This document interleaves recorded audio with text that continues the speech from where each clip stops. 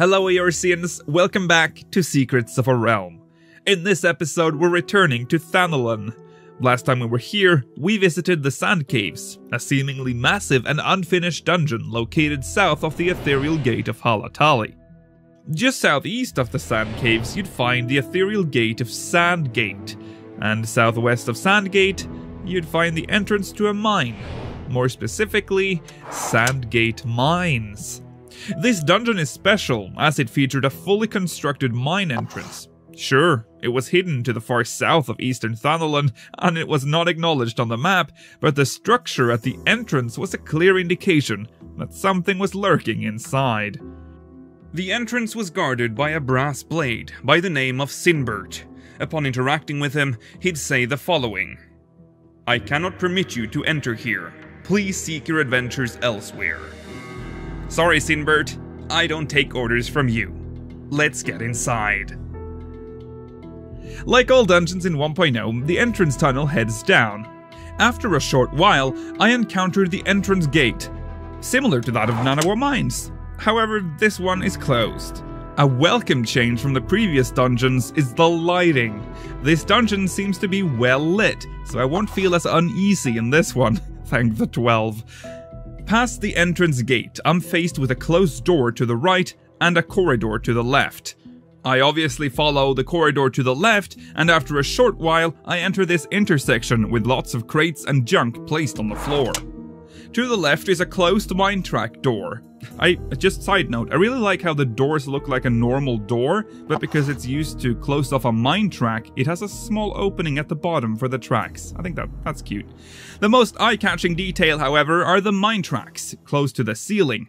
It's a neat little detail, and no, the tracks don't actually lead anywhere. Believe me, I checked. Anyway, straight ahead is what appears to be a hallway similar to where we came from, and to the right I see a fence and some kind of structure. I would normally go straight ahead, but whatever was ahead here seemed way more interesting than what was ahead there. I enter a room with a small shack and some junk. Also pipes. Oh, and this weird-ass flower thing. Oh, and these giant mushroom things here. A hallway to the right leads to a dead end, most likely meant to contain a treasure coffer. Following the corridor past the shack room, I encounter a small room with a small water puddle. After the incident in the fez, I decided to not step into the water. The sight of that floating head scared me to bits. So far I'm impressed. The dungeon seems to be filled to the brim with props. Sure, a lot of them are just the same items over and over again, but come on, it's 1.0. Small things like a pickaxe left in a pile of rocks, or a cart full of ore, help sell the illusion of an active mine. I leave the room and am now at another crossing. Left, straight ahead, or right. At this point I remember that this dungeon could be massive, so I have to stick to a strategy here, or I'll get lost. I decide to once again go for the linear path. I head into the corridor straight ahead. The dungeon seems to get darker the further I walk now. After walking through the corridor for a while, I get an opening to the left. It has an iron gate. A first for this dungeon. I clearly have to head this way, but the path ahead carries on still. I walk ahead for a while, only to discover that the corridor has collapsed further ahead. Good. I can turn back now and head towards the iron gate. The iron gate room is not lit. After I chose the corridor that led to this, the lanterns are just no longer lit at all, so I'm probably onto something here. There is another path to the right, but I don't care. There's an iron-barred gate ahead of me, and there's no way I'm heading any other way. It is possible it's just an alternate route to this room, leading from the mine track room. I pass through the gate, and...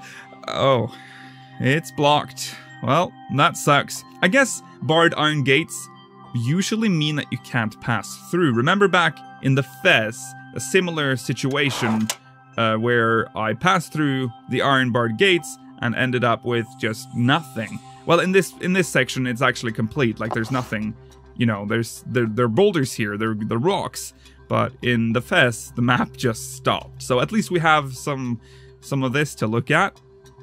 I walk back in disappointment and head through the second corridor, and oh boy. Well, what have we here? A lift. Now this looks a lot like the lift we'd later find in Copperbell Mines, however this one looks somewhat different. Smaller and with no lever inside. It was clearly never meant to be operated, and after further investigation I can confirm that there was no lower level for the lift to descend to. A shame. The next room contains very little of interest. 3 pipes, a closed door, but also an unlit torch. Now this is interesting as we've not encountered any of these in the dungeons so far, only lanterns. You know you're desperate to find something interesting when an unlit torch piques your interest. Anyway, carrying on ahead, I eventually encounter a closed door. Ooh, most likely the entrance to a boss room. Now that's exciting. As I pass through the door, I'm initially disappointed. It's just a regular room. But then I noticed the path to the right having a much wider corridor, almost twice as wide as the ones I've been passing through lately. Could it be because it was made for larger groups of people passing through? Or could it just be an indication that this is your way to go, much like how the banners work in the more Beast Tribe themed dungeons we've covered? Only one way to find out. I carry on down, and lo and behold, our second torch, and it's lit! But most importantly, it's placed ominously close to that door there. Also worth noticing the second path to the right with a regular sized opening. But screw that, there's a door here. And oh yes, there we go. A large room with lots of props, including 2 lifts. This was either a boss room or possibly an ethereal gate room. Could also be like a point of interest, like to meet up with your party members. I don't know. But then I noticed something that I noticed this portion right here, and it looks like it might lead to another room maybe. But as I head to that area, I couldn't stop smiling, because look at this. A room about the same size as the one we're in is visible below. It has lots of tables and benches placed like in a circle with a torch in the middle. However, some of the tables and benches are flipped over, knocked over, broken. These things I assume were lanterns, these yellow things that were placed on the tables. They're now knocked over and scattered all over the room, indicating that something or someone caused whoever was here to flee. Maybe there was a battle, maybe we don't know. There were no banners in this dungeon, so it's not been taken over fully yet. But you know, it made me like for the first time think about like the lore behind this mine. Like, what happened here? Why are we entering this place? It's probably just an abandoned mine, and this is just the result of monsters running rampant inside the dungeon. But yeah, this was cool to me, and it's just a strange scene because I don't know how to get here yet. Or even if I can. I've never seen this yet. I haven't seen this yet. This might have been a scene that was reproduced in Copperbell Mines in 1.0. I actually cannot remember. So if someone in the comments remember 1.0 Copperbell Mines, can they tell me if this is just something they took straight out of this dungeon and placed into Copperbell Mines? But maybe this was just a nice view. Maybe something was supposed to happen when I reached this point. Maybe there was a scripted event. Well, I'll have to carry on to find out. I follow the path ahead into a dead end. This one is different from the other dead ends, as it actually looks like it's an active area. This place is still being mined. This is a corridor in progress. Look at all that ore. I kind of find it interesting that the ore on the actual map, like the specks of ore in the rocks here, look better than the ore in the what are these called? Mine boxes? But is this it? What about the room downstairs? I must know. I start backtracking and look through paths I ignored on my way here. I notice some interesting rooms. Most of them are just dead ends, but each dead end seemed to be somewhat unique, like this one. With a lone lantern and the shovel. I'm actually quite impressed with this place. It feels like it was more or less complete, only waiting for the monsters to be placed and the gates opened. After a long time, I finally make it to another door I haven't seen yet. I pass through and...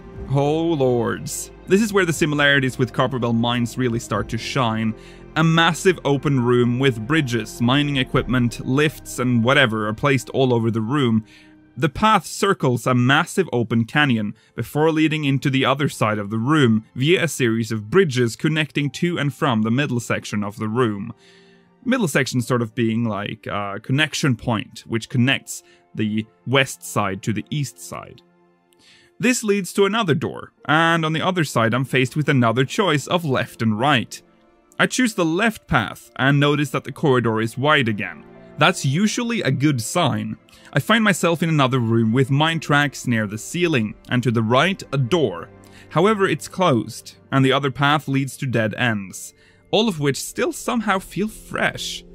After what feels like an eternity in a confusing labyrinth of corridors, I finally get to it. The room we saw from above earlier, or so I think. As I look up to find the ledge I was standing on earlier, I find nothing.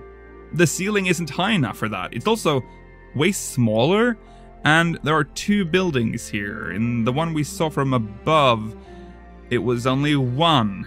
Also, the torch isn't lit, whereas the torch in the room we saw earlier was lit, so I'm confused. I've been here for hours now. Where is this room? I rush through more unexplored areas of the dungeon, stumbling across boss rooms and dead ends, but I cannot find the room we saw earlier. After, I kid you not, 30 minutes, I managed to find the room we were in earlier with a ledge overlooking the mysterious room, and I cheated my way down. There was just no way I could find the actual way inside without a map. The room was indeed connected to the dungeon proper, but through a series of corridors I had not been in yet. This dungeon contained a lot of really interesting dead ends, would you believe it, like this one, where you could actually see a completely other part of the dungeon. Getting to this part of the dungeon, like the one on the other side here, you'd have to walk really far, because that's the big open room we saw earlier, and we're way back here. Imagine being stuck on this end with a party member on the other. Nightmare fuel. Obviously in the finished release there would have been a map, but I mean, still. After returning to the dungeon to map it and record footage for this video, I realized that the room with the view of the lower room was literally meant to be a teaser for what was to come, as the dungeon seemingly comes to an end in the lower room.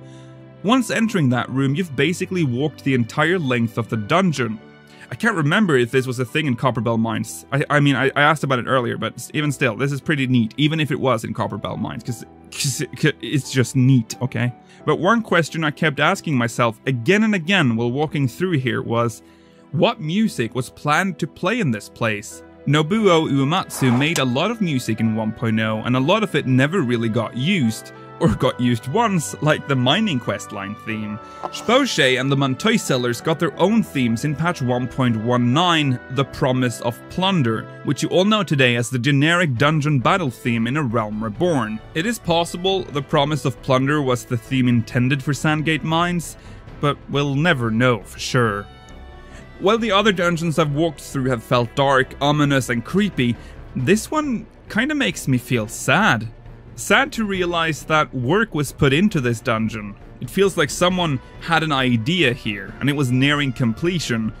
I know I often make fun of 1.0, and yes, sometimes that is completely fair, but I think it's important to think about the people that created this. Like, someone worked long hours on this, and they never got to see it in use. That sucks.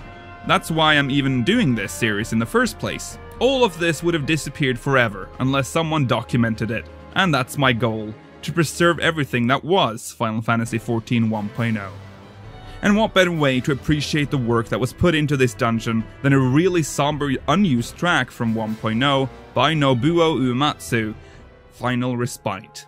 Thank you for watching, see you next month, may you ever walk in the light of the crystal.